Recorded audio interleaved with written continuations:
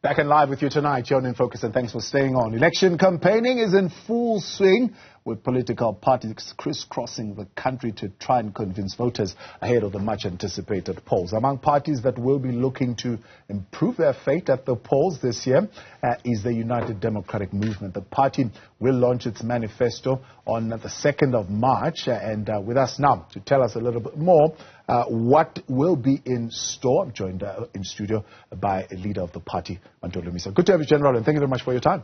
Thank you for inviting me, and also I'm looking forward to field any question. Lots of questions indeed coming your way. When you left 26 years ago, yes, you wanted to build an alternative for the black majority of this country. How is that going 26 years ago? Well, we are still there, occupying the crease, and we have hit 6s and 4s in the process. Yeah. But we must admit that we were derailed in the process by the floor-crossing legislation. And we fought against that legislation, and we eventually succeeded because it's no longer in our statute books. But fast forward, we also had problems with funding, but we shouldered on. Yeah. We are not off the hook as yet when it comes to funding. Yeah. I hope you can give me some slush funds somewhere.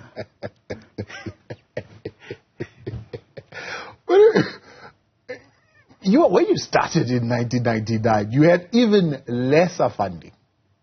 Yes, that's true. But right? When it comes to floor crossing, it drains you both financially and human resource-wise. But how do you achieve a 14-seat kind of formation in Parliament with no funding, yet now you get a little bit of the political party funding? You've only garnered 2 seats. I think the elections are on the 29th of May. Yes. So let's answer that question after the 29th of May, this time around. Right. But how did you get to the 2 seats? Well, we lost seats because if big parties their numbers are reduced, then you are not going to escape that. Yeah. But however, this time around, I'm optimistic that there are a lot of low-hanging fruits out there, which people will look at UDM and say, of these political parties which are in the ballot paper, which political party has been consistent on what it has been campaigning for? UDM has occupied the crease for some time, and we have been betting on a wicket of promoting ethics of good governance, betting on a wicket of anti-corruption, and to that end, you can do your own research of the work we have done to that score.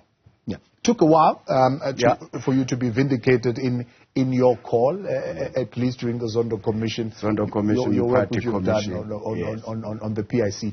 Certainly that work came to the fore. But one of the other criticism that would have been leveled at the party was that you are a rural party. You yourself identified this, and you said, look, we want to attract more academics or intellectuals, so to speak, into the party. How is that going? No, it's true that the people who have been voting for the UDM mostly are in the rural areas, and I'm happy with that, because what you observe currently, the infrastructure in those areas is gone. The infrastructure which was put by Mangope, by Buthelezi, by Matanzima is gone.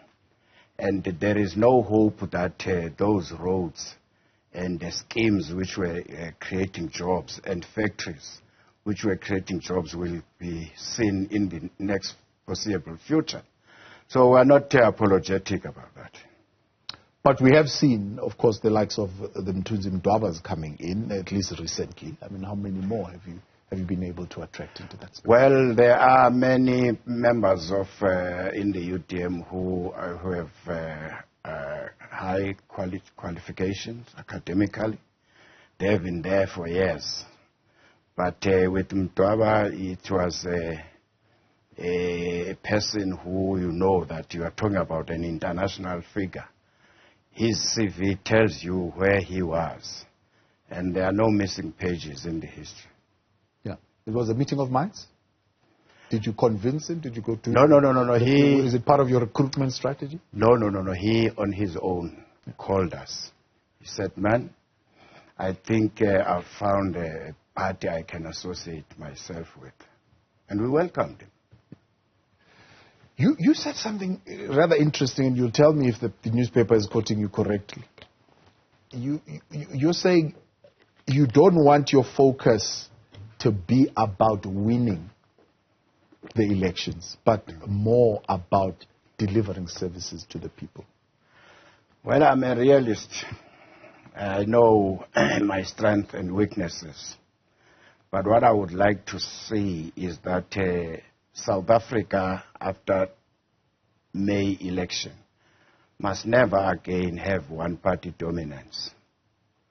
Even if I were to win elections, I would go a step further and invite other political parties to say, man, you have a strong candidate for Ministry of Finance, you have a strong candidate for Ministry of Police, or a DG for that matter.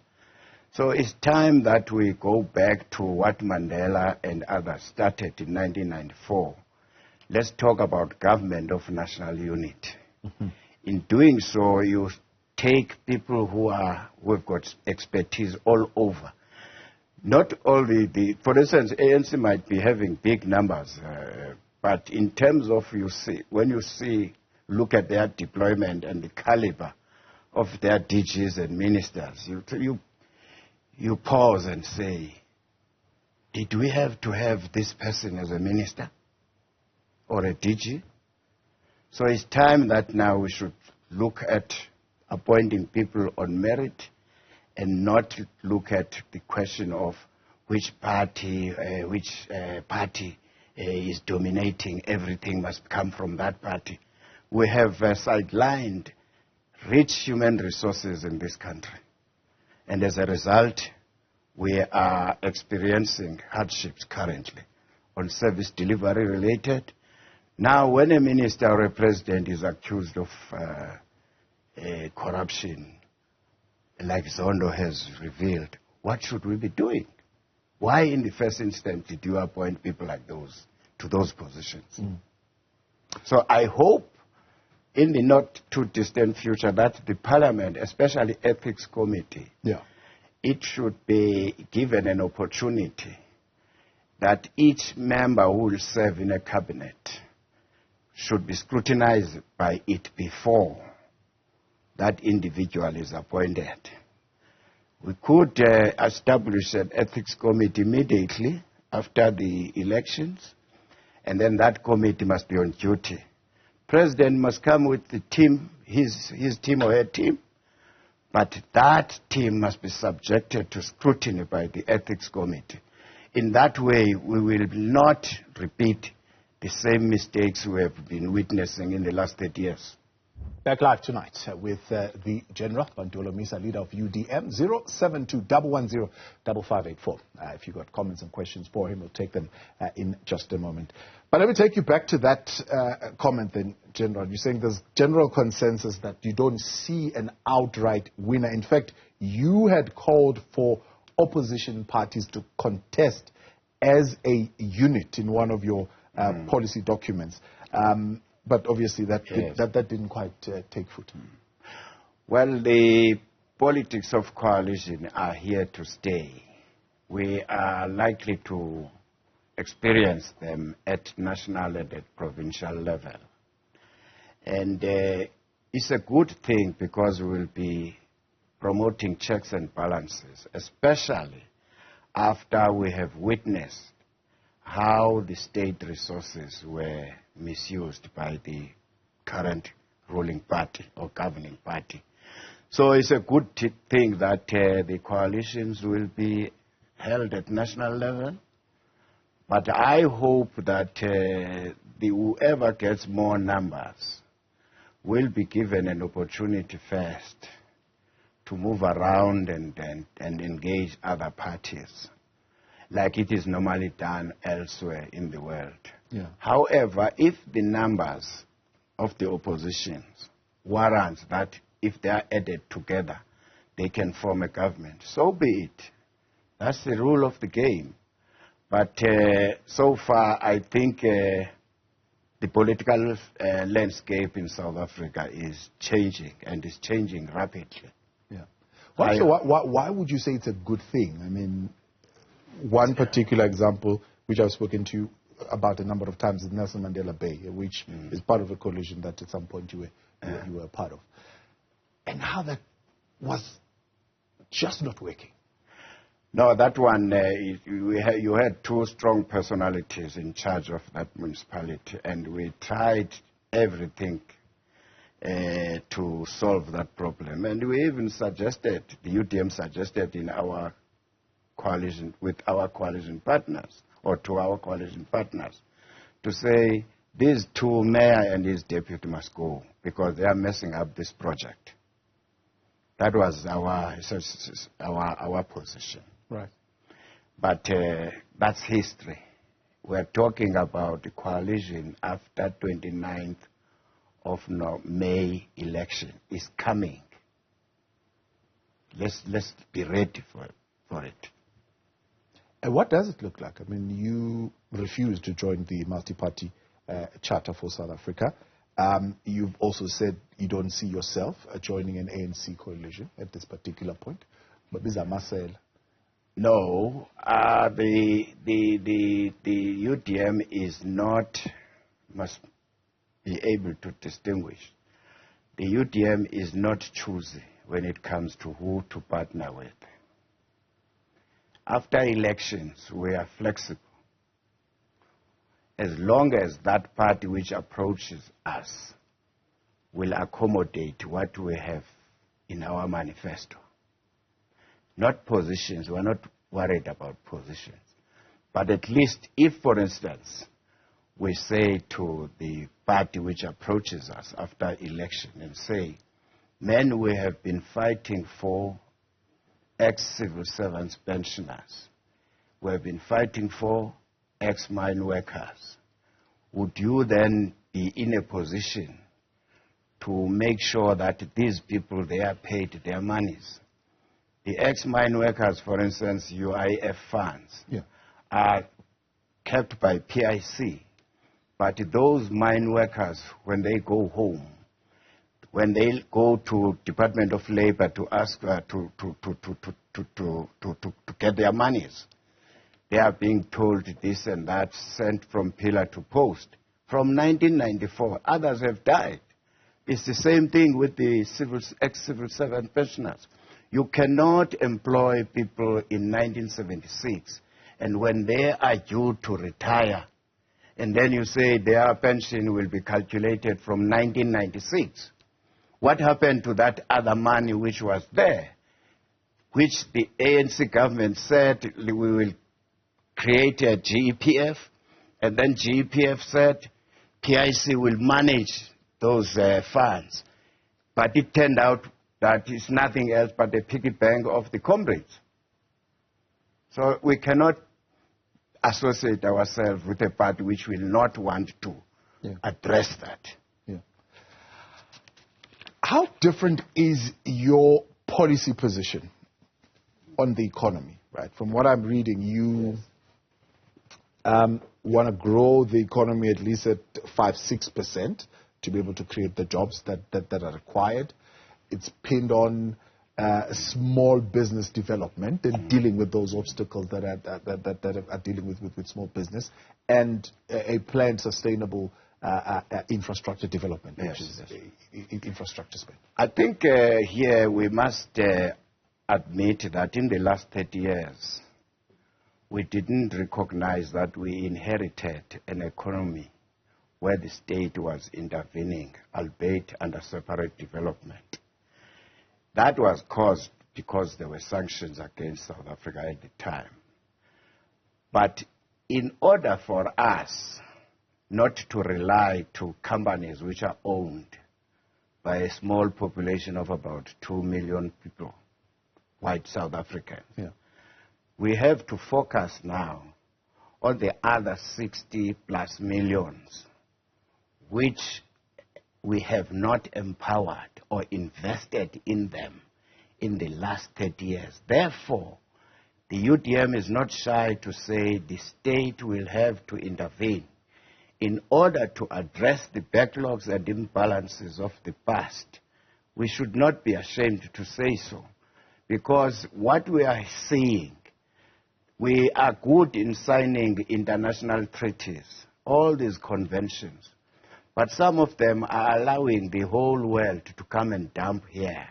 But you cannot go and dump a textile in USA or agricultural products in France, nor can you do the same to China. Yeah. So why must we be tossed around like that? So we must, UDM has been calling for an economic indaba or economic codesa, because we want to know what kind of resources we have, who owns these resources, what benefits is the country benefiting from them, and so on and so on.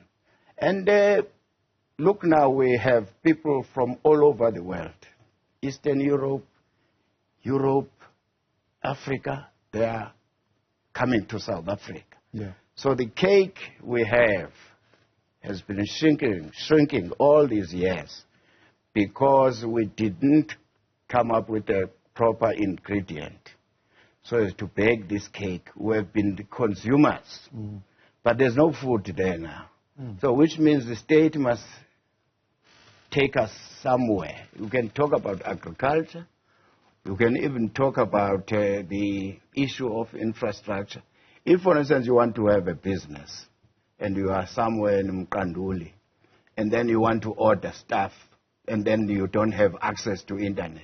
But if we had rolled out the broadband long time ago, piped the whole country with the broadband, at least the students would have got a free internet.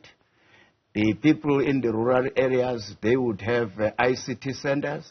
If they want to have IDs or any other documentation, they don't have to go to town, but they can go to an ICT center in that municipality, in that ward. Yeah. I'm just making an example. Yeah. But so you are saying, I mean, others would be saying that people who want to interfere with our international relations policy, and they are threatening to take AGOA away, so which is a dispensation that allows us to be able to get some discounts when we export our stuff overseas. Would you say do away with that? No, I'm not saying so. But I'm saying you have WTO, for instance, as an example.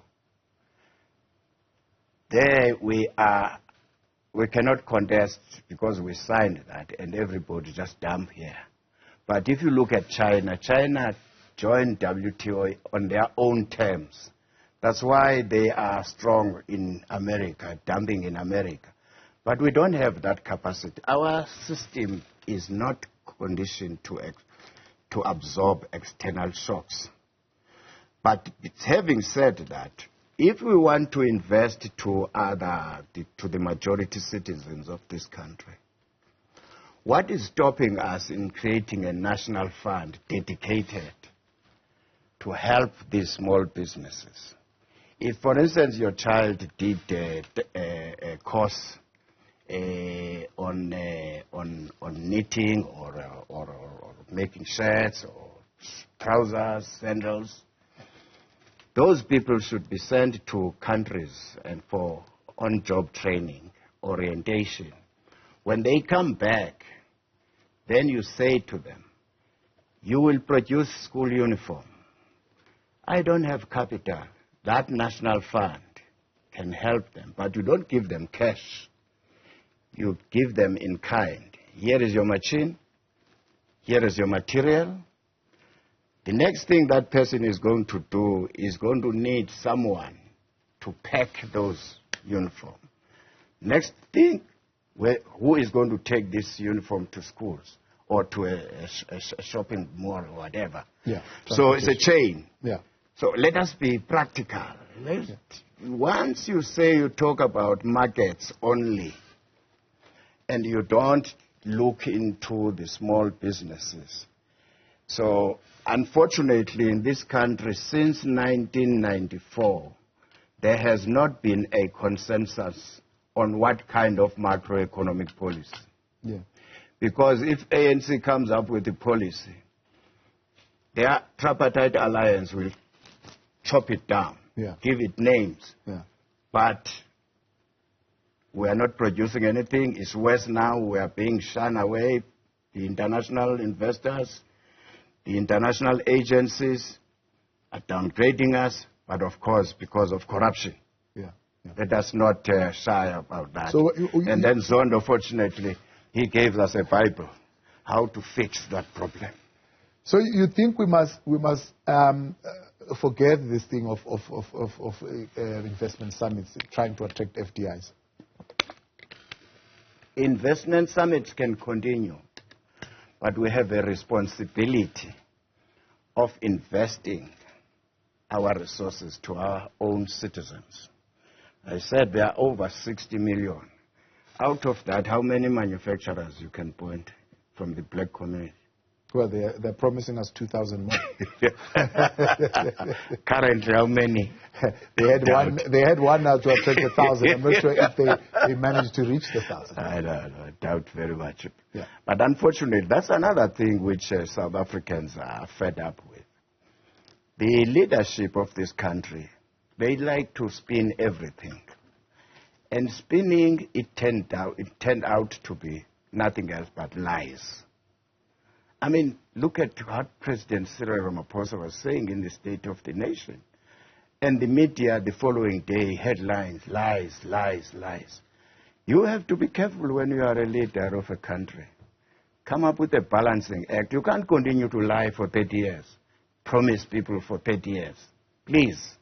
And even the claims that they make that they have delivered, the quality of those RDP houses compared to the houses which we call matchboxes. Those houses in Soweto, in KwaZulu-Natal, in PE, they are still strong as compared to this RDP. You also claim that they brought water to these villages. After Kada Asmal, I think a year after he has installed those projects and the Ronnie Castles, those pipes are no longer serviceable. Right. Because the maintenance in this country is poor. Look at the roads. Yeah, definitely. Look at the schools. Definitely. Right, back live tonight here on In Focus, and thanks for staying on. Let's get to what's up now. Got some questions for the General with us. Loiso in Mthatha saying, what would be your demands if the ANC were to form a coalition government with the UDM? I was born in that area, Eastern Cape, and I must say, if they were to approach me, I would say this is the region which was in the vanguard of the struggle. This is the region which produced the likes of O.R. Tambo, the Chris Hanis of this world, the Mandelas, the Mbegis, the Zulus. But is this what you can say you are doing for this community? Because the Eastern Cape is the West Province. So if they were to say to me, how can we work with you? I would say, let us look at the infrastructure. It's collapsing. Matanzim's infrastructure is gone, and there's no substitute. If you go to rural areas and roads to the coast, for instance, they are no longer maintained properly. Right. In the past, we had maintenance units where there were government graders and people were employed permanently, and if the road is impassable, they would jump immediately. If there are funerals, people would say, please, can you come and help us in this area? Today, There's nothing. You wait until a tender is issued in the following year. No, that's not on. Take some more questions then. 072-110-5584. This one asking on coalitions. How do you think that take the next question. How do you think, I think it says, how do you think you can get parties to work together with different manifestos is the question that I was looking for. Elsewhere in the world, in Germany, for instance, you will see the Christians working with the hardline socialists. But what normally happens there is that if you compare your manifestos, fortunately, the manifestos of South Africa are more or less the same. We are talking about dealing with poverty, unemployment, and so on. But we differ on methodology or how one is going to tackle those. But if we sit down as parties and say, right now, the mandate we got from the voters is that we must rebuild South Africa. How do we do that? We start from there. And then you start saying, all right, how do we cost this? In fact, after I won, you see, this is what I did when I overthrew a government. You don't have all the answers. But the first day you get into your office, you call the security cluster to brief you about security. The security is not just going to brief you about the crime-related issues, but they give you a picture of how the funds, the resources of the state are being utilized. Then those security forces must be open, not mislead you. The second thing is to call the treasurer. Treasurer, we have been promising people, we say, if you do this, you do that, you will build this. The list is long. How much do you have? So that you immediately go to the public and people of South Africa and say, notwithstanding the promises we have made as political parties in this coalition, this is what we have found. Apparently, we were misled. We were not told the right intelligence. It's the same like in the crime. For the first time after these elections, we will know who are the kingpins, where these criminals are coming from. Right now, they are protected. You don't know. We don't have intelligence. The crime intelligence is worse in this country. It's zero. It's not there.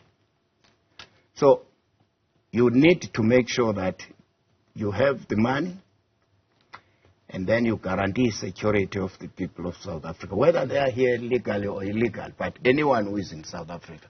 We must send a strong message to say, you are going to be safe in South Africa. That message will resonate well with the would-be investors who are outside the country and those who are inside South Africa who say there's no political stability or there's uncertainty. Political uncertainty. Let's talk about the money then. You're saying we need a simplified taxation regime. I mean, we are in a precarious position right now. There are very little people who are actually paying tax. And so a simplified taxation would mean collecting even less at this particular point.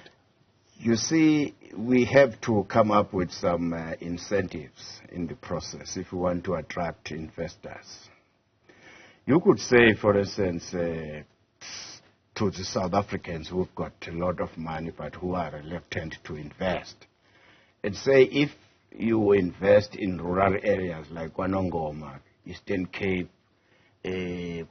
former Transkei, Ciskei, all those former homeland areas, and say if you invest there, we will give you some rebates to say for a period of 6 months or a year or something like that. Then that person will be in a position now to provide jobs for the people in that particular area. This straitjacket of taxation, I don't think it suits us. It's the same thing with pay as you earn. You tax people twice or 3 times. This person is paying pay as you earn every month. But when people submit their tax returns, then their salaries are still going to be grouped into that and be taxed. It's worse. I'm sure you've heard the widows and widowers are complaining to say this is too much. And some of them are saying, keep your money. I'll retain my salary. Otherwise, if you bring the salary of my wife, my late husband, and you add with my salary, that means now I must pay about 10,000 rand. Sure. It's bad. Another question from Tsepo saying, what are you doing to ensure that the IEC runs free and fair elections, especially because presiding officers are mainly SACTU members? There are lots of shenanigans happening during elections.